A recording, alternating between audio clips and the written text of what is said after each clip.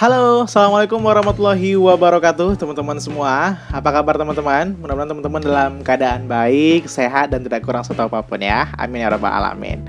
Nah, teman-teman, di video aku kali ini aku bakal ngebahas salah satu ini salah satu seperti kayak fun fact lah gitu ya, atau suatu hal yang menarik lah di arsitektur yang unik gitu ya.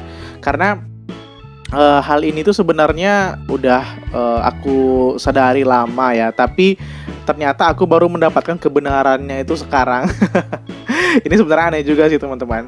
Tapi ini masih bersangkutan dengan arsitektur pastinya teman-teman. Dan sebelum kita bahas tentang hal unik ini teman-teman, teman-teman bantu aku dulu untuk bisa mengklik like, comment, dan subscribe di video aku ini teman-teman seperti biasa, untuk bisa membantu aku mengembangkan channel ini menjadi lebih baik lagi ke depannya teman-teman ya.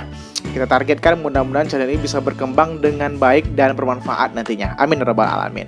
Nah teman-teman, sebenarnya fun fact yang aku dapatkan itu adalah tentang hubungan arsitektur dengan salah satu games di PC dulu ya. Kalau aku sih mainnya dulu di PC ya, yang fenomenal banget sih, pasti kita semua tahu gitu, yaitu permainan The Sims. Nah, The Sims ini teman-teman, ternyata fun fact-nya merupakan games yang direncanakan atau yang didesain untuk simulasi mendesain sebuah rumah dan simulasi arsitektur gitu.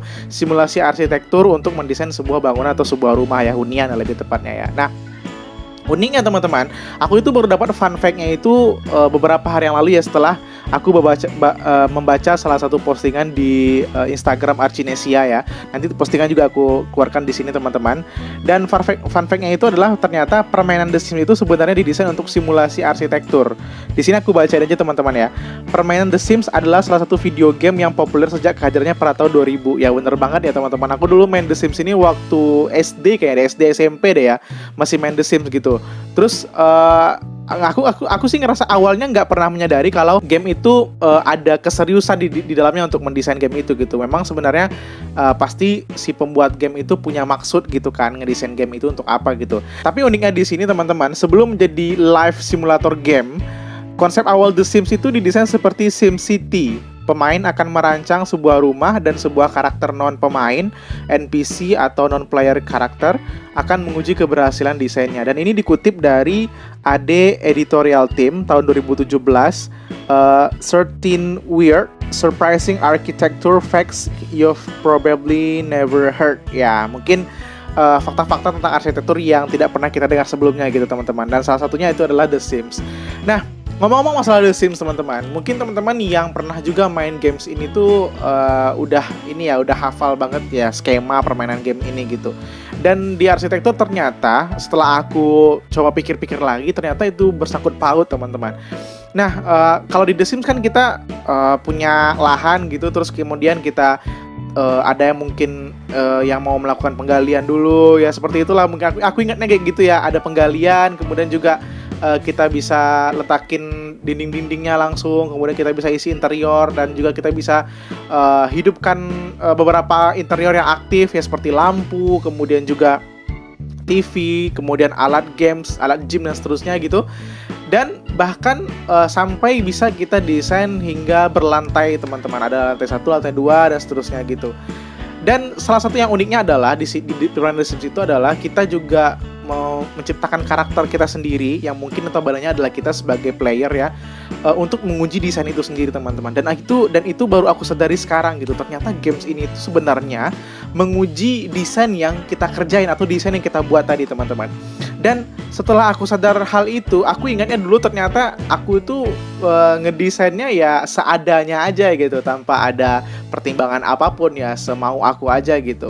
Dan memang si penghuni rumah pun akhirnya ya karena kita yang mainin ya, karena juga ada beberapa beberapa cara untuk bisa cheat ya kalau di game itu ya.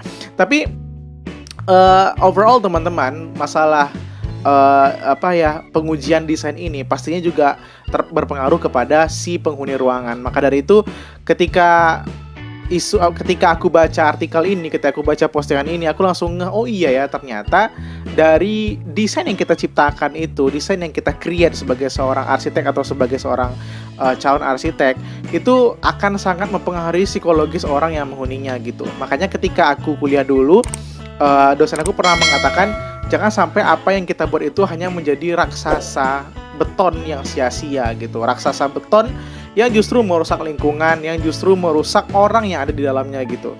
Nah, ternyata di situ teman-teman ada satu hal yang menjadi pelajaran penting dari kita sebagai seorang calon arsitek atau sebagai seorang arsitek, bahwasanya mendesain itu seperti yang mungkin aku bahas di video aku sebelumnya teman-teman, tentang analisis atau kehebatan kita dalam mempresentasikan gambar. Ternyata analisis itu akan mempengaruhi desain kita, sehingga siapapun yang menghuni ruangan kita nanti, seperti The Sims itu ya, siapapun yang akan menghuni ruangan kita nanti, siapapun yang akan menghuni bangunan yang kita rencanakan itu akan memberikan vibes yang cocok kepada dirinya, sesuai dengan karakter dirinya, sesuai dengan kebutuhan dirinya, dan juga menimbulkan psikologi yang baik gitu terhadap penghuni ruangannya gitu teman-teman. Jadi sebenarnya kalau arsitektur dihubungkan dengan faktor-faktor psikologis manusia, itu sangat erat banget hubungan teman-teman. Dan kalau di The Sims mungkin teman-teman tahu, itu kalau misalnya si player atau si tokoh itu udah merasa capek atau kekurangan tidur, terus juga dia nggak punya sesuatu yang dia butuhkan sebagai seorang manusia di rumah itu, dia bakal jadi apa namanya itu ya, not playernya itu ya, kalau yang di atas playernya itu bakal jadi merah. Terus ada yang kalau dia udah mulai baikan bisa jadi hijau dan seterusnya gitu. Di situ mungkin bisa dijadikan tolak ukur apakah si pengguna ruangan itu stres atau tidak gitu. Dan itu sangat efektif menurut aku ya untuk menguji salah satu desain yang memang direncanakan oleh playernya sendiri. Dan kalau kita sebagai arsitek itu nggak bisa main-main lagi, karena yang akan mengisi project kita, yang akan mengisi hasil karya kita itu adalah manusia beneran teman-teman. Jadi makanya setiap kita mau mendesain, kita harus mempertanyakan dulu nih teman-teman kepada klien kita, kepada orang yang akan menjadi penghuni dari karya kita itu, tentang kebutuhannya, terus tentang bagaimana karakter dia ya, karakter keluarganya dan seterusnya. Jadi kita nggak semerta-merta mendesain sesuai dengan kemauan kita juga gitu, walaupun nanti ada beberapa pertimbangan, beberapa analisis yang memang harus kita sampaikan kepada si penghuni ruangan, si calon penghuni ruangan ini, sehingga apa yang mereka inginkan dan apa yang kita punya, idealisme yang kita punya sebagai seorang arsitek atau sebagai seorang calon arsitek, itu tetap bisa sinkron teman-teman. Jadi sama-sama di inilah ya, diuntungkan lah gitu. Nah teman-teman, mungkin fun fact-nya itu aja dulu, karena menurut aku ini ya istilahnya video yang ini juga ya, yang membuat aku merasa kayak oh iya, ternyata selama ini itu yang aku mainin itu, games yang aku mainin dari kecil itu udah membentuk karakter kita sebagai seorang arsitek atau sebagai seorang calon arsitek dalam mendesain ruangan yang memang harus membuat penghuni ruangannya itu happy, terus membuat penghuni ruangannya itu merasa segala kebutuhan dia itu bisa terjangkau dan bisa mudah diakses gitu. Oke teman-teman, mudah-mudahan video ini bisa menambah lagi wawasan kita tentang arsitektur ya, karena ini bukan video yang serius-serius ya, ini video happy-happy aja ya teman-teman ya. Jadi mudah-mudahan video ini bisa menambah wawasan kita lagi tentang arsitektur, dan bisa menambah pertimbangan-pertimbangan teman-teman lagi yang mungkin mau masuk ke dalam jurusan arsitektur, bahwasanya ketika kita menjadi mahasiswa arsitektur atau setelah tamat di jurusan arsitektur, banyak hal yang harus kita persiapkan dan masih banyak hal yang harus kita pelajari sama-sama teman-teman. Oke teman-teman, thank you so much for watching teman-teman, dan jangan lupa klik komen dan subscribe di video aku ini teman-teman, dan bantu aku terus ya teman-teman, semangat untuk bisa mengembangkan channel ini menjadi lebih baik lagi ke depannya teman-teman ya. Oke, keep positive, smart, and creative. Assalamualaikum warahmatullahi wabarakatuh. Dah. The Sims. Pengen download lagi lah kayaknya.